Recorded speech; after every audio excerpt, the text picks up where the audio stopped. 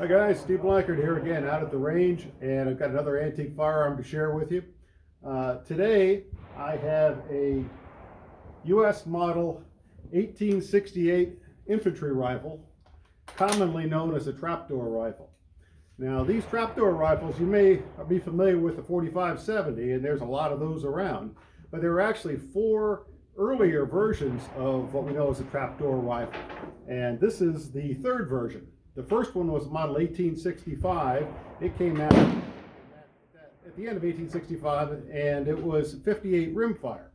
Then the model 1866 came out, and they downsized the cartridge to a 50 caliber, and that was the 50 US government cartridge, also known as the 5070.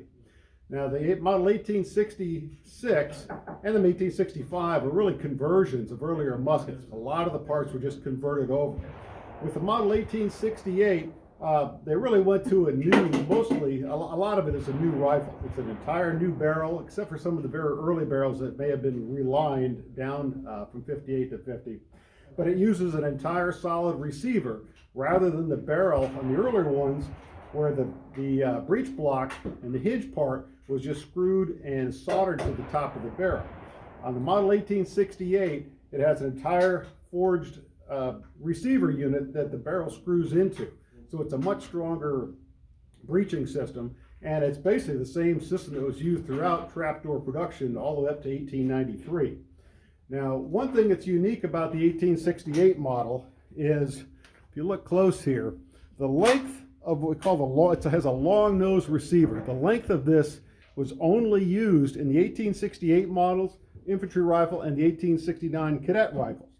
Starting with the next iteration, which is the model 1870, it used a shorter nose on the receiver, and that same short nose was used throughout trapdoor production all the way up through 1893. But the 1868 model pretty much embodied most of the features that were standardized and used throughout trapdoor production all the way up to the end. So it really is a significant refinement from the earlier versions. Now it's still used in an 1863 musket stock that was converted, but it has a shorter barrel. It's a 32 and some spare change length barrel, 50 caliber, but it uses still parts of a musket lock and some other parts with it. But because the barrel and the breech system are all new, it's really not considered a conversion anymore. Now sometimes it's incorrectly referred to as a third Allen, but that really isn't appropriate. It really is mostly a new rifle. So these were very good rifles. They made about 52,000 of these, so they can still be found. They're not hard to come by, really. And they were the first of these infantry rifles to be serialized. Serial numbers can be found right here on the barrel, right there, and on the breech right next to it. There should be matching numbers on it. Now, one thing that I'll say that is often confusing to people is they'll look at the date on the breech block, the year of the breech block, and they think that's the model. And I've seen people argue on the internet and very vehemently argue that they have an 1870 model trapdoor with a long nose on it. And it's just not so. The 1868 model is the only one with that long nose.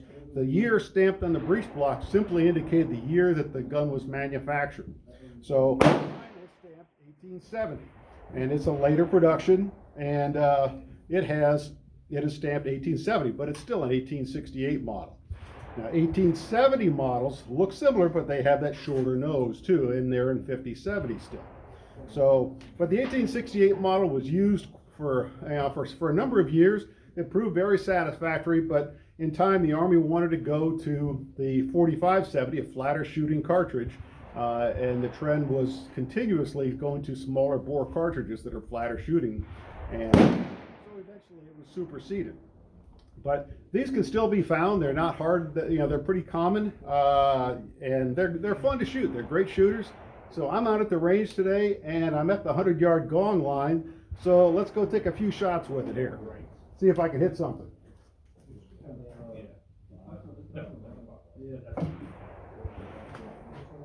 Right is counterclockwise, left is clockwise. I thought the whole thing was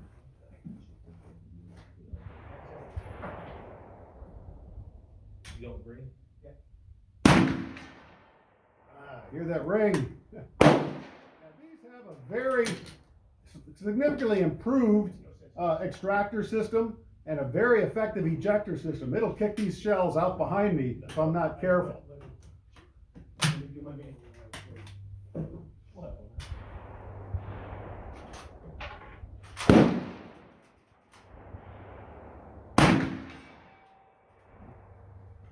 Now these are loaded with a 450 grain bullet, and it's the Lee 515 450 bullet, and it really is a good round.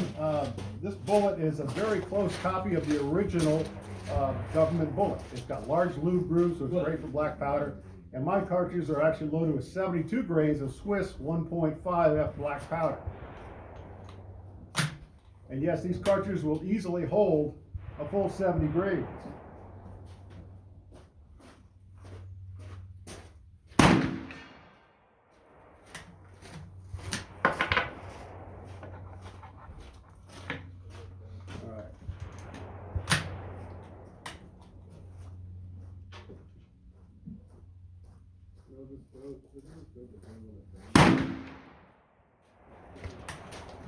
It's got a little bit of a kick to it. The boy shoots good.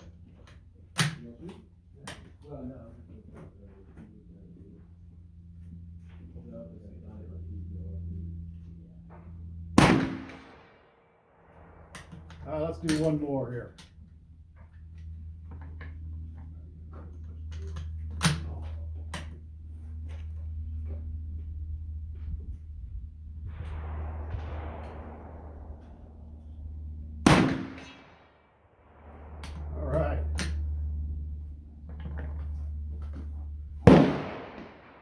That is the U.S. model 1866 Springfield infantry rifle in 50 U.S. government. You know, if you're looking for something fun, it's got a lot of U.S. history.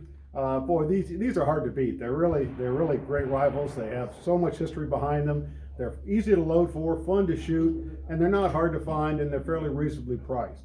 So next time you see one out on a gun show table, take a look at it. You just might bring it home.